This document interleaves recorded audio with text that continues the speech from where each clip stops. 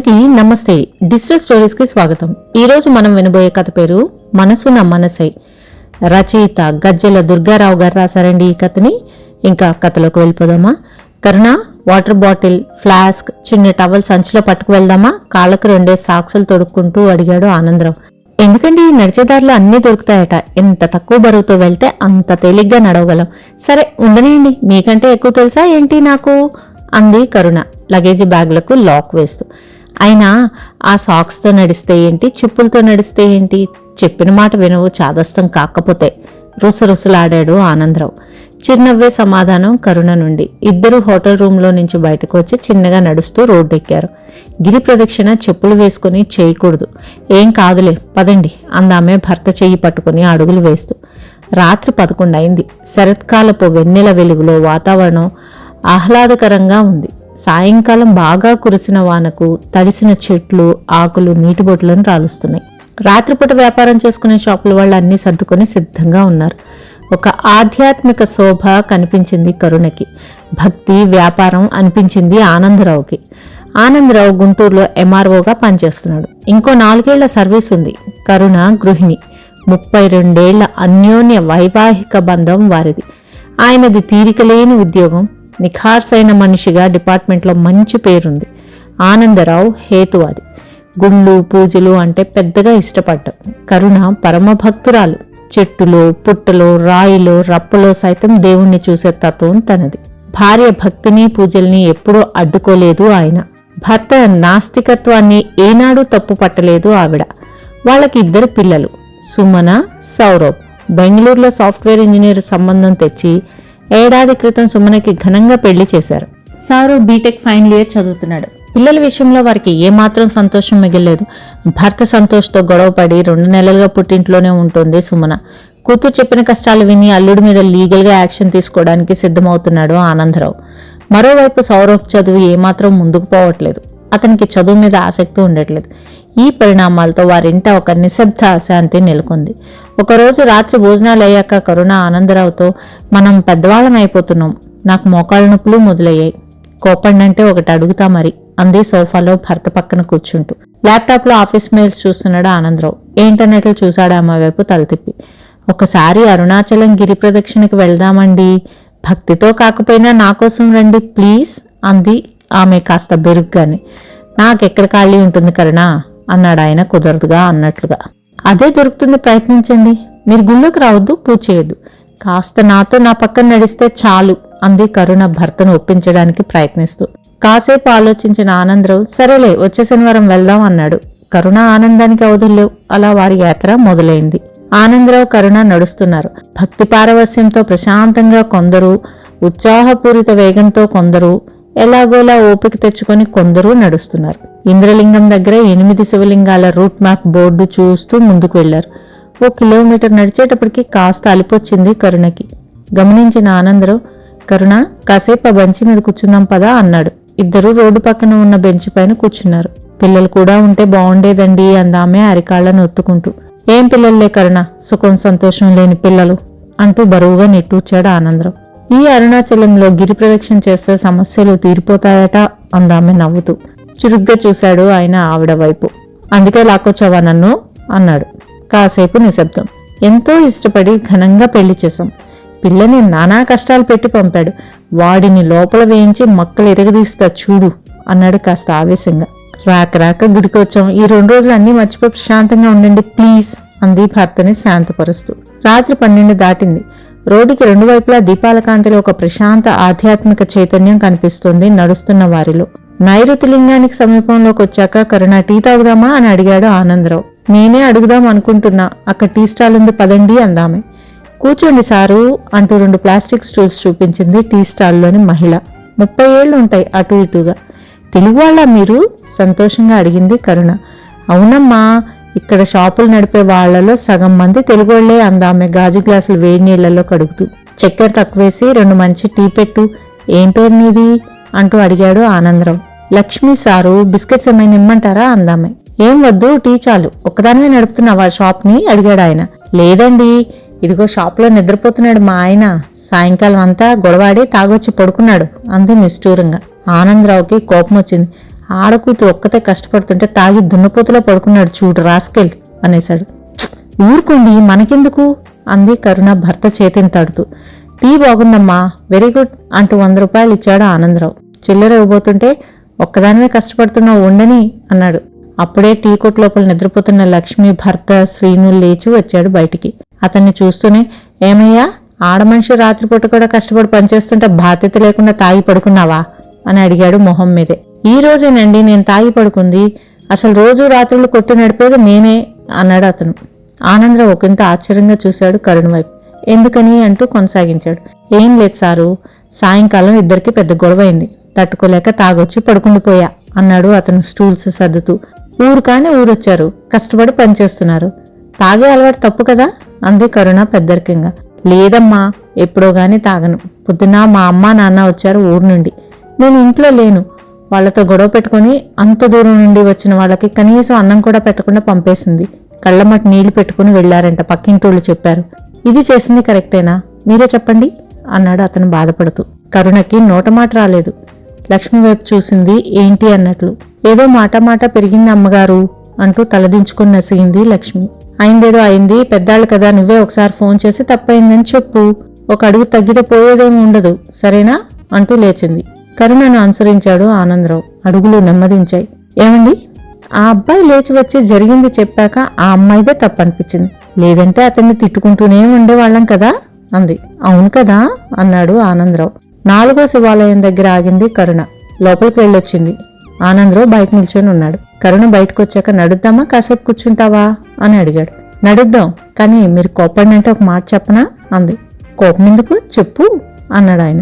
మరి మనం కూడా కేవలం మన అమ్మాయి చెప్పిందే విని అల్లుడిని తప్పు పడుతున్నామేమో, అతనికి కూడా చెప్పే అవకాశం ఇవ్వాలి కదా అనిపిస్తుంది. నీకంటే ఎక్కువ తెలుసా, కానీ నాకు అనిపించింది చెప్పాను అందావిడ. నడుస్తున్నవాడు కాస్త టక్కన ఆగాడు ఆనందరావు. అంటే నా కూతురు అబద్ధం చెప్తుందనా నీ ఉద్దేశం అన్నాడు కాస్త కోపంగానే భార్య వైపు చూస్తూ. పక్కన నడుస్తున్న యాత్రికులు వాళ్ల వైపే చూస్తూ ముందుకు వెళ్తున్నారు.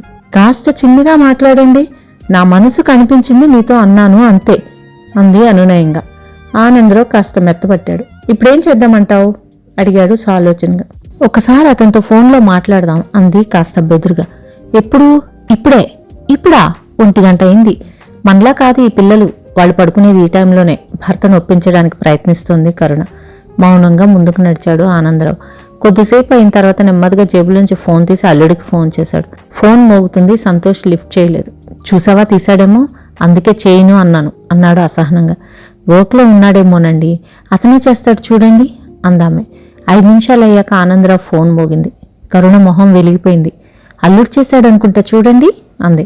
ఆనందరావు అయిష్టంగా ఫోన్ లిఫ్ట్ చేసి నువ్వే మాట్లాడన్నట్లుగా సైక్ చేసి కరుణ చేతికి ఇచ్చేశాడు. అల్లుడితో మాట్లాడడానికి అతనికి అహం అడ్డు వచ్చింది. బాబు సంతోష్ పలకరించింది కరుణ. అత్తయ్య, ఈ టైంలో చేశారేంటి, ఏదైనా ప్రాబ్లమా, మామయ్య గారికి ఏదైనా హెల్త్ ఇష్యూనా అంటూ కంగారుగా అడుగుతున్నాడు సంతోష్. అదేం లేదయ్యా, నేను మీ మామయ్య అరుణాచలం గిరి ప్రదక్షిణకు వచ్చాం. నీతో ఒకసారి మాట్లాడాలనిపించి చేశా. అందరం బాగున్నావు, నువ్వెలా ఉన్నావు, నీ నిద్ర చెడగొట్టినందుకు సారీ అంటూ సాధ్యమైనంత మర్యాదగా ప్రేమగా మాట్లాడడానికి ప్రయత్నించింది కరుణ. థ్యాంక్ గాడ్, ఈ టైంలో ఫోన్ రాగానే భయమేసింది అత్తయ్య. సుమన ఎలా ఉంది అడిగాడు అతను. అందరం బాగున్నాం బాబు, ఉదయం దర్శనం కాగానే చేస్తాను, నువ్వు పడుకో అంటూ ముగించి ఫోన్ పెట్టేసిందామె. ఏమంటున్నాడు అడిగాడు ఆనందరావు నుదురు చిట్లిస్తూ. నీ గురించి అడిగాడు. ఈ టైంలో ఫోన్ చేసేసరికి మీకేదేమైనా అయిందా అని కంగారు పడ్డాడు. ఆ అబ్బాయి మనం అనుకునేంత చెడ్డవాడు కాదండి, అని మీకంటే ఎక్కువ తెలుసా ఏంటి నాకు అంది భర్త ముఖంలోకి చూస్తూ. మాట్లాడకుండా గంభీరంగా నడుస్తున్నాడు ఆనందరావు. శివయ్య దయ ఉంటే మనం ఇంటికి తిరిగి వెళ్ళగానే వాళ్ళని కలిపేస్తాం చూసుకోండి అంది కరుణ పక్కనే ఉన్న వరుణలింగం దర్శనం చేసుకుని దండం పెట్టుకుంటూ బయటకు వస్తూ. ఫోన్ చేసింది నేను, మాట్లాడింది నువ్వు, మధ్యలో మీ శివయ్య చేసిందేముంది, టీ కొట్టు శ్రీనుకు చెప్పుకోవాలి మనం థ్యాంక్స్ అన్నాడు ఆనందరావు. అతన్ని శివయ్య లేపు మాట్లాడించాడేమో అందామే నవ్వుతూ. ఒకసారి ఆగి భార్య వైపు తదేకంగా చూశాడు ఆనందరావు. ఆ చూపుకు అర్థమేంటో అందామే. ఆయన చిన్నగా నవ్వి ముందుకు నడిచాడు. ఆమె అనుసరించింది. అలా నెమ్మదిగా నడుస్తూ ఆగుతూ కూర్చుంటూ లేస్తూ ముందుకు వెళ్తున్నారు. తొలిజాము దాటింది. మోక్ష మార్గం దాటాక ఓ చోట జనాలు గుమ్ముగుడు చూస్తున్నారు. కరుణ ఆనందరావులు గుంపు దగ్గరికి వెళ్ళి ఏమిటా అని చూశారు. ఓ బక్క పల్చని యువకుడు బెంచి మీద కూర్చొని తనకెదురుగా కూర్చున్న వారి బొమ్మలను దళసరి తెల్ల కాగితం మీద పెన్సిల్తో గీసిస్తున్నాడు. వాళ్ళు ఇచ్చిన డబ్బులు తీసుకుంటున్నాడు. అతను గీసిన బొమ్మలో జీవికళ ఉట్టిపడుతుంది. అతను అద్భుత కళాకారుడిగా తోచింది ఆనందరావుకి. కాసేపు ఎదురు చూసి జనాలు పలచబడ్డాక అతను ఎదురుగా కూర్చున్నాడు. నవ్వుతూ కళ్లతోనే పరిచయం చేసుకున్నాడు ఆ చిత్రకారుడు. ఆనందరావు ఫ్రమ్ గుంటూరు, ఏపీ అని పరిచయం చేసుకున్నాడు. అంకుల్, మీరు తెలుగువారా? మా అమ్మ తెలుగు, నాన్న తమిళ్. నా పేరు సెంథిల్. నాకు తెలుగు మాట్లాడడం వచ్చు. మీ బొమ్మ గీయమంటారా అని వినయంగా అడిగాడు తన వివరాలు చెప్తూనే. మా ఇద్దరినీ కలిపి గీస్తావా అడిగాడు ఆనందరావు. అతను సరే అనకముందే ఆనందరావు పక్కన మరో స్టూల్ వేసుకుని కూర్చుంది కరుణ. 10 నిమిషాల్లో వారిద్దరి చిత్రాన్ని గీసిచ్చేశాడు సెంథిల్. అబ్బా, ఎంత బాగుందండి అంటూ మురిసిపోయింది కరుణ. నీలాంటి ఆర్టిస్ట్ని ముఖాముఖి చూడడం ఇదే మొదటిసారి. నీలాంటి కళాకారులు ఇలా రోడ్డుపైన ఉండకూడదు. ఫైన్ ఆర్ట్స్లో డిప్లొమా చేసుంటే నీ లైఫ్ ఎక్కడో ఉండేది అన్నాడు ఆనందరావు మెచ్చుకోలుగా. అంకుల్, నేను ఫైన్ ఆర్ట్స్లో పీజీ డిప్లొమా చేశాను, గోల్డ్ మెడలిస్ట్ని అన్నాడు అతను ఆనందరావు ఇచ్చిన 500 కాగితాన్ని జోబులో పెట్టుకుంటూ. అవునా, మరేంటిలా? ఎక్కడా జాబ్ రాలేదా అడిగాడు ఆనందరావు ఆశ్చర్యంగా. జాబ్ ఎందుకు? నేను ఫ్రీలాన్స్ గ్రాఫిక్ డిజైనర్గా పనిచేస్తున్నాను. నెలకి 1,00,000 పైన వస్తుంది. కానీ వారానికి 2 రాత్రులు ఇలా యాత్ర కోసం వచ్చేవారు బొమ్మలు గీసివ్వడంలో నాకు గొప్ప సాటిస్ఫాక్షన్ ఉంటుంది. నచ్చిన పని చేయడంలో ఉన్న తృప్తి వేరు. ఎవరు ఎంత ఇచ్చినా తీసుకుంటా. పిల్లల బొమ్మలకి డబ్బులే తీసుకోను. ఇలా వచ్చిన డబ్బు ఏదైనా మంచి పనికి వాడేస్తా అన్నాడు అతను మెరిసే కళ్ళతో. ఆనందరావు ఏమీ మాట్లాడలేదు. అతనికి అభినందనలు తెలిపి అక్కడి నుండి మళ్లీ నడక మొదలుపెట్టారు ఆ భార్యాభర్తలు. మన సౌరభ్ కూడా చిన్నప్పుడు బొమ్మలు గీసేవాడు, పాటలు పాడేవాడు, బాగా చదివేవాడు కదండి అంది కరుణ కొడుకును గుర్తు తెచ్చుకుంటూ. అవును, ఇంటర్ వరకు మెరిట్ స్టూడెంట్ వాడు. ఆ ఇంజనీరింగ్లో చేరాడు. చదువు గాడి తప్పేసింది. చేతిలో ఒక డిగ్రీ అంటూ లేకుండా ఎలా కరుణ అన్నాడు ఆనందరావు ఒకంత దిగులుగా. మొన్న వాళ్ళ అక్కతో చెప్తుంటే విన్నాను. వాడి ఫ్రెండ్ ఎవరో రాజస్థాన్లో ఉన్నాడట. తనతో కలిసి గ్రానైట్ ఎక్స్పోర్ట్ బిజినెస్ చేయాలని ఆలోచన ఉందంటండి వాడికి అందామే. సరిగ్గా అప్పుడే చివరి ఈశాన్య శివలింగం దగ్గర ఎవరో గంట కొట్టారు. నేను ఇలా అన్నానో లేదో అలా గంట మోగిని చూసారా అంది కరుణ కళ్ళ నిండా ఆనందంతో దండం పెడుతూ. దారి పొడవునా గంటలు మోతూనే ఉన్నాయిలే అన్నాడు కాస్త విసుగ్గా. కరుణ ఏం మాట్లాడలేదు, మౌనంగా నడుస్తుంది. కొద్దిసేపటి తర్వాత అయితే బిజినెస్ పెట్టిద్దామా అన్నాడు భార్య చేపట్టుకుని ఆనందరావు. అబ్బా, మీరెంత మంచివారండి అంది కరుణ. గిరి ప్రదక్షిణ చివరి అంకానికి వచ్చేసింది. ఇద్దరూ బాగా అలసిపోయారు. కరుణకైతే అడుగులు ముందుకు పట్టడం లేదు. రోడ్డు పక్కన అరుగు మీద కూర్చుండిపోయారు. నా వల్ల కావట్లేదండి, పూర్తి చేయలేనేమో అంటూ బాధపడిపోయింది కరుణ. ఏం పర్వాలేదు, ఇదేమీ నడకపోటీ కాదు. అసలు నువ్వింత దూరం నడిచావంటేనే నాకు ఆశ్చర్యంగా ఉంది. ఇంకొక కిలోమీటర్ ఉంది, ఆటోలో వెళ్ళిపోదాం అన్నాడు ఆయన భార్యకు మంచినీళ్ళు ఇస్తూ. మధ్యలో వదిలేస్తే మనసంతా ఏదోలా అయిపోతుందండి కాళ్ళు ఒత్తుకుంటూ అంది కరుణ. తెల్లవారుజామున 4:30 కావస్తుంది. ఫోన్ మోగింది. హలో నాన్న, గిరి ప్రదక్షిణ పూర్తయిందా అడిగింది సుమన. ఇంకో కిలోమీటర్ ఉంది, మీ అమ్మ నా వల్ల కాదంటుంది. ఇదిగో మాట్లాడు అంటూ కరుణ చేతికి ఫోన్ ఇచ్చాడు స్పీకర్ ఆన్ చేసి. ఏమ్మా, ఇంత పొద్దున్నే ఎందుకు లేచావు అడిగింది కరుణ. అసలు నిద్రపోలేదమ్మా. రాత్ర సంతోష్ ఫోన్ చేశాడు. మీరు చేశారట కదా, సారీ చెప్పాడు. నా బంగారమే, ఎంత మంచి విషయం చెప్పావు. నువ్వేమన్నావు? అతన్ని ఏమైనా తిట్టావా అడిగింది కరుణ ఆత్రంగా. లేదమ్మా, నా సైడ్ కూడా మిస్టేక్స్ ఉన్నాయి. నేను సారీ చెప్పాను. నెక్స్ట్ సండే వచ్చి మీతో మాట్లాడి తీసుకెళ్తానంటున్నాడు చెప్పింది సుమన. కూతురు గొంతులో కాస్త సంతోషాన్ని గుర్తించిన కరుణకి ఏడుపు వచ్చేసింది. అమ్మా, నువ్వు ఎమోషనల్ అవ్వకు, ఫోన్ డాడీకి ఇవ్వు అంది సుమన. విన్నానమ్మా, ఆలోచించి నిర్ణయం తీసుకో. నువ్వు సంతోషంగా ఉండటమే మాకు కావాల్సింది అన్నాడు ఆయన ప్రశాంతంగా. నాన్న, దర్శనం అయ్యాక చేయండి, అమ్మ జాగ్రత్త అని పెట్టేసింది సుమన. నేను చెప్పానా, అంతా శివయ్య దయ. నడుద్దాం లేవండి అని లేచి నిల్చుంది కరుణ. నెమ్మదిగా ఒకరి చేయి ఒకరు పట్టుకుని అడుగులు వేసుకుంటూ చివరి దూరాన్ని పూర్తి చేశారు ఆ దంపతులు. ఉదయం 5:30. వాతావరణం ప్రశాంతంగా ఉంది. కార్తీక మాసపు అరుణోదయ శోభ ఆకాశమంతా పరుచుకుంది. రాజగోపురం ముందర ఒత్తులు వెలిగించి దీపాలు పెడుతున్నారు ప్రదక్షిణ పూర్తి చేసిన వారు. నేను వెలిగిస్తానండి అంది కరుణ. పక్కనే దుకాణం నుండి కావలసినవి తెచ్చిచ్చాడు ఆనందరావు. కరుణ చేతులు వణుకుతున్నాయి. అగ్గిపుల్లలు చల్లగాలికి ఆరిపోతున్నాయి. ఆమె దీపం వెలిగించలేకపోతుంది. అలా కాదు, నువ్వు చేతులు అడ్డుపెట్టి చెప్తాను అంటూ అగ్గిపెట్టి తీసుకున్నాడు ఆయన.